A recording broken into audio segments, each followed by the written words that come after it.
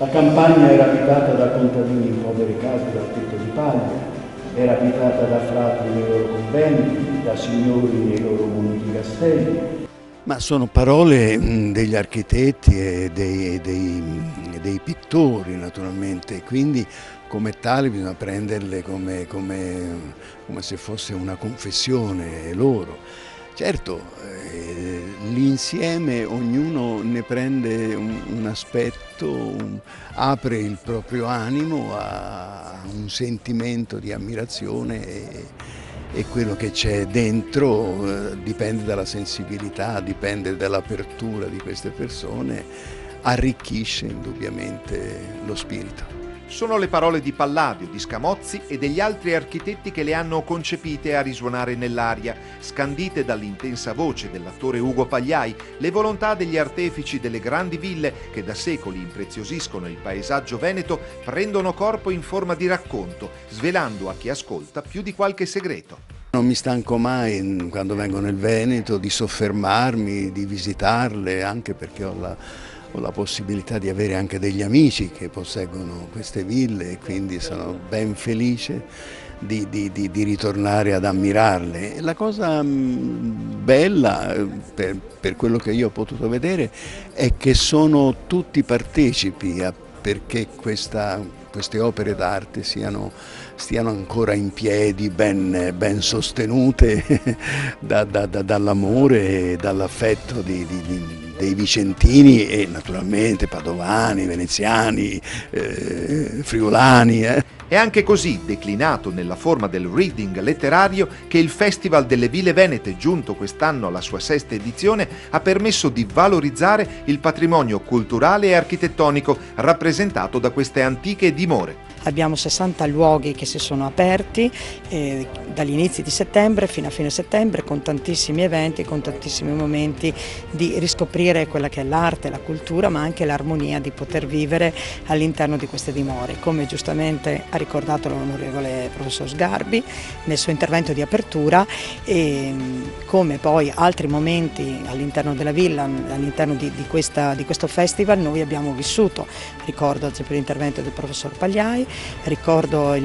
la possibilità di un bellissimo musical a Rovigo, ma tanti altri momenti dove l'arte ha incontrato la vita all'interno della villa. Questo festival ha questa importanza, questa valenza di valorizzare soprattutto le ville private, perché non dimentichiamo che i padroni, i proprietari fanno molta fatica a mantenerle in piedi, anche se sono aiutati dall'istituto, sono aiutati economicamente dalla Regione Veneto, però insomma bisogna fare in modo che queste grandi opportunità, questi grandi tesori aprano le porte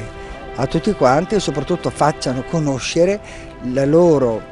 integrità morale, perché sono padroni che hanno una forte integrità morale, perché sono legate a un bene che non è un bene soltanto personale, ma un bene collettivo dell'umanità. Guardi, io farei proteggere dall'UNESCO tutte le ville venete. Ad ospitare la serata di letture niente meno che un gioiello di fine Settecento, Villa Cordellina Lombardi a Montecchio Maggiore, oggi proprietà della provincia di Vicenza, costruita dall'architetto Giorgio Massari nel 1735 per volontà di Carlo Cordellina, importante avvocato della Serenissima. Nel salone d'onore la villa vanta affreschi di Giambattista Tiepolo.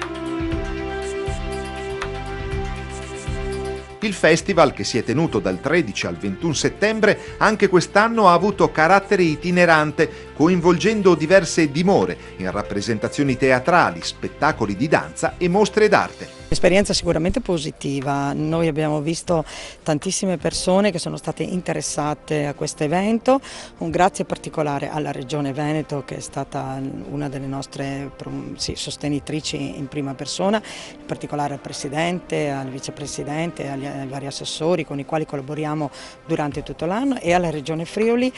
con le quali abbiamo organizzato proprio un evento in quella regione. E poi non bisogna dimenticare le associazioni dei privati, in particolare particolare l'Associazione Ville Venete Castelli e le dimore storiche, perché assieme a loro siamo riusciti a portare un festival, diciamo, che è diventato veramente importante, non solo per il Veneto, credo, ma anche per l'Italia. Tra Veneto e Friuli Venezia Giulia le ville venete sono più di 4.000, dimore che hanno bisogno di cure specifiche e che oggi a pieno titolo si candidano ad essere fulcro di un nuovo turismo culturale. E sappiamo che il turista normale spende dai 65 ai 75 euro al giorno, il turista culturale spende dai 135 ai 145 euro al giorno. Io credo che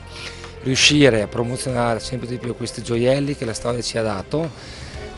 può far sì a portare anche incremento economico al territorio. Sviluppare un marketing territoriale mirato ed attirare nuovi capitali sono dunque due obiettivi di primaria importanza che l'Istituto Ville Venete, in collaborazione con la Regione, intende raggiungere partecipando al progetto europeo Cultema, che si propone di valorizzare le ville con l'opportunità di utilizzare investimenti privati. Il progetto è stato presentato proprio a Villa Cordellina Lombardi in concomitanza con il premio